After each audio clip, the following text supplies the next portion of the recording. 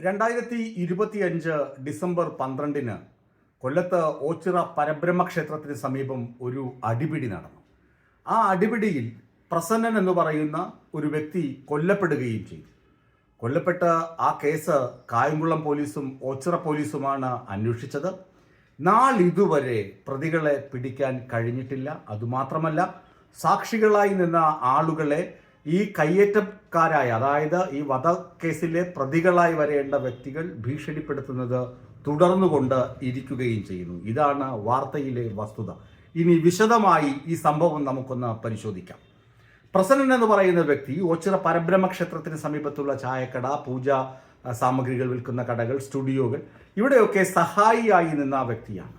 എന്നാൽ ശങ്കരൻ എന്ന് പറയുന്ന ഒരു പണക്കാരൻ, അവിടെ തേങ്ങ വിൽപ്പന, തേങ്ങ ലേലം പിടിക്കൽ, അങ്ങനെ പരബ്രഹ്മ ക്ഷേത്രവുമായി പിന്നെ അവിടുത്തെ കടക്കാർക്ക് പലിശയ്ക്ക് പണം കൊടുക്കൽ, അതൊക്കെ ചെയ്യുന്ന ശങ്കരനും മകൻ വിഷ്ണുവും ഈ പ്രസന്നനെ തല്ലിച്ചതയ്ക്കുന്നു. എന്തോ പൂർവ്വ വൈരാഗ്യമാകാം, അല്ലെങ്കിൽ മറ്റെന്തെങ്കിലും തർക്കമാകാം. എങ്കിലും ഈ പ്രസന്നനെ അതിക്രൂരമായി മർദ്ദിക്കുന്നു.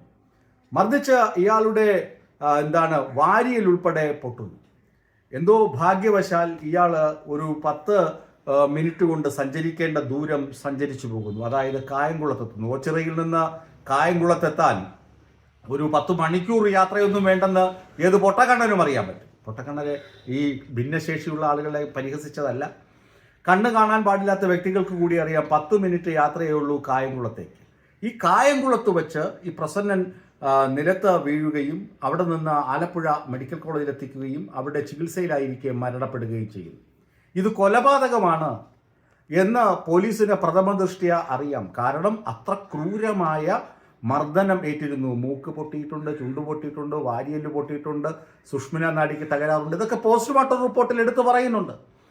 എന്നിട്ട് എന്ത് ചെയ്തു? ഈ സംഭവത്തിന് ദൃക്സാക്ഷിയായ അവിടെ പരബ്രഹ്മ പൂജാ സ്റ്റോർ നടത്തുന്ന സിന്ധു എന്ന് പറയുന്ന ഒരു പാവം അമ്മ, ഈ കേസിൽ നീതി ലഭിക്കണം, പ്രസിഡന്റ് ഈ കുടുംബത്തിന് നീതി ലഭിക്കണമെന്ന ഉദ്ദേശത്തിൽ മുഖ്യമന്ത്രിക്ക് പരാതി അയച്ചു, പ്രധാനമന്ത്രിക്ക് പരാതി അയച്ചു.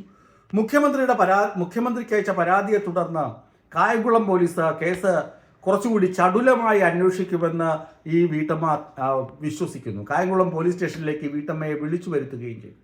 എന്നിട്ട് പറഞ്ഞു, ഈ കായംകുളത്ത് ഓച്ചിറയിൽ നിന്ന് കായംകുളം വരെ വന്ന് യാത്ര ചെയ്ത് നിലത്ത് വീണ സ്ഥിതിക്ക് നിലത്ത് വീണുണ്ടായ പരിക്കു മൂലമാണ് പ്രസന്നൻ മരിച്ചത്, അല്ലാതെ മർദ്ദനമേറ്റിട്ടല്ല. അതുകൊണ്ട് ഈ കേസ് ഞങ്ങൾ ഡിസ്പോസ് ചെയ്യുകയാണ്, പൂട്ടിക്കെട്ടുകയാണ് എന്ന് പറഞ്ഞ് കായംകുളം പോലീസ് കൈകഴുകി. കായംകുളം പോലീസിൻ്റെ ഒരു ചെറിയ കാര്യം കൂടി ഞാനൊന്ന് പറഞ്ഞോട്ടെ. ഈ അടുത്തിടെ വാഹനാപകടത്തിൽ പരിക്കേറ്റ ഒരു യുവതിയെ രക്ഷാശ്രമം എന്ന വ്യാജേന ലൈംഗികമായി ഉപദ്രവിച്ച, അതായത് അവരുടെ ശരീരഭാഗങ്ങളിൽ കടന്നു പിടിച്ച ഒരു വ്യാപാരിയെ രക്ഷിക്കുന്നതിന് എടുത്ത ഒരു തത്രപ്പാടുണ്ടല്ലോ കായംകുളം പോലീസ്. ആ കായംകുളം പോലീസ് തന്നെയാണ് പ്രസന്നന്റെ മരണം കൊലപാതകമല്ല, നിലത്ത് വീണ് മരിച്ചതാണ് എന്ന് എഴുതി തള്ളിവിടുന്നത്.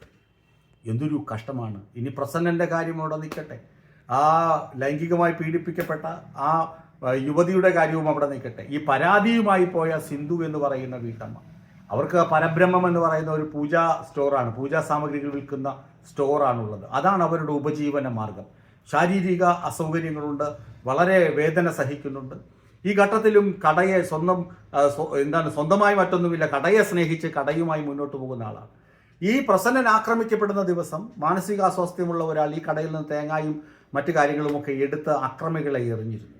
അക്രമികളിൽ ഒരാളായ വിഷ്ണു എന്ത് ചെയ്തു? അതിന് ഈ കട അങ്ങ് തല്ലിപ്പൊളിച്ചു. എന്നിട്ട് ഒരു സ്ത്രീ എന്ന പരിഗണന പോലും കൂടാതെ ഈ വീട്ടമ്മയെ അസഭ്യം പറഞ്ഞു, പിടിച്ച് തള്ളി.